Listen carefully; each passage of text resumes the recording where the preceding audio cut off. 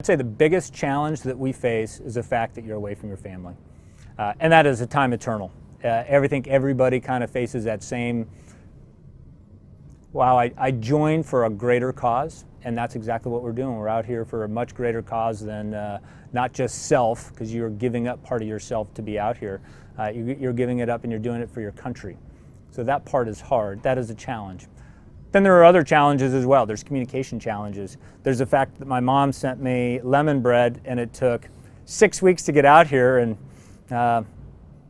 love my mom, but that lemon bread was not edible by the time it arrived. So it's the thought that counts. But there are other parts of it too. There's the fact of trying to operate sustained operations from the sea is always hard. It's an austere environment. There's not a lot of supplies. And when it comes to an air wing perspective, trying to land on the carrier can be quite challenging, especially while underway in seas that are pitching. I mean, the deck doesn't always stay steady for you, and it can be a challenge, especially when your only divert field is the carrier. So the only place you can land is on the carrier. It can be trying times, and there are times where I have said I would mortgage my house for another 100 pounds of gas. Trying to land on a pitching deck of a carrier certainly can be a challenge. It's the highest end of what we do. You try not to put your most junior people out there, but darn the luck, sometimes they are. And you just got to put your faith in the training that we've had all the way through our workups. Hopefully has gotten us to the point where they're able to handle it. So the pilot's daily schedule does vary. Some of it varies on the platform, some of it varies on the experience level of the pilot. So when you first join a squadron, you're brand new. Your job that you're going to get in the squadron's on the easier side, and we want you to concentrate on flying.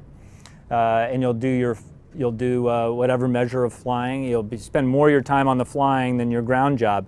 As you get more senior and more experience, you learn how to fly as a wingman. Then you learn after that how to fly as a section lead and lead somebody around. Then you learn to lead a division or 4 airplanes around the carrier. And then as you get even more experience than that, you'll learn to lead an entire strike. And then each of those, what is good, you get more experience in the airplane, but at the same respect, you can now spend more time with your ground job.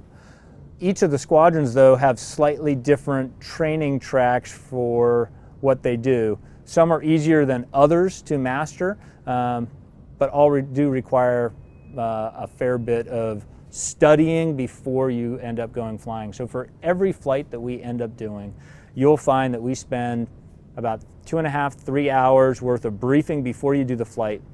We do the flight, which can last anywhere between an hour to 4 to 6 hours. And then you come back and we're going to do at least 2 hours of debriefing for each and every flight that you go on. A wingman is someone that flies, so if you're flying along, he's the guy that's kind of on your wing. You've briefed together, you work together, you're a team together when you go on out and you go flying. That's what a wingman is.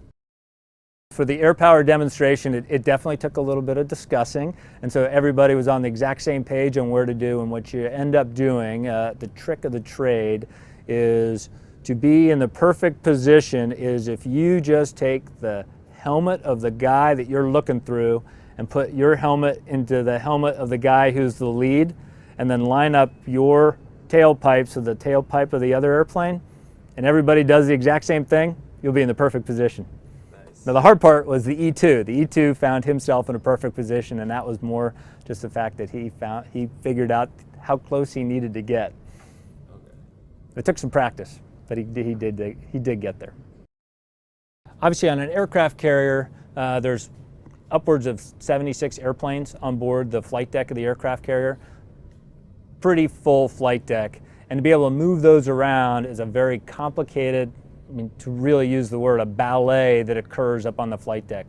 It requires a very skilled person, and that person's called the handler. He's been doing this for probably 30 plus years. He knows his business. He knows how big an airplane is and exactly where it can fit. And he's got what's called a Ouija board, and it's basically a cutout of the aircraft carrier with little cutouts of all of the aircraft on it, and they move that around and they figure exactly where everybody is going to fit.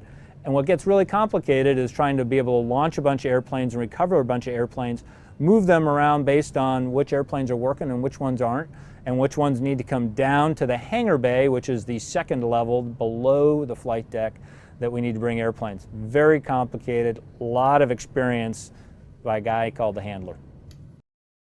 They use the cutouts as a flat top, and why it hasn't been modernized is probably because it works so well. It is certainly one of those that nothing beats simplicity, and if you got something working, probably no reason to change it. Maintaining an aircraft on the aircraft carrier can be a lot of work. There's only so many supplies that are out here. There's only so much space that is on the aircraft carrier, so it is a challenge. And the folks that have to maintain that are phenomenally hard-working Americans that come from all over the United States. Each and every state of the Union sends somebody from all economic backgrounds, phenomenally hard-working young men and women that come out and work on that. And to be able to work on it in the conditions that they have are really pretty amazing. What's amazing though too is the amount of work you can do on an aircraft carrier, which is pretty much almost everything. We have an intermediate maintenance department on board the carrier, so we can take off boxes that don't work, send it off to part of the carrier. The part of the carrier will look at those boxes, fix the boxes, and then return them to us. There's sheet bending, there's painting that goes on.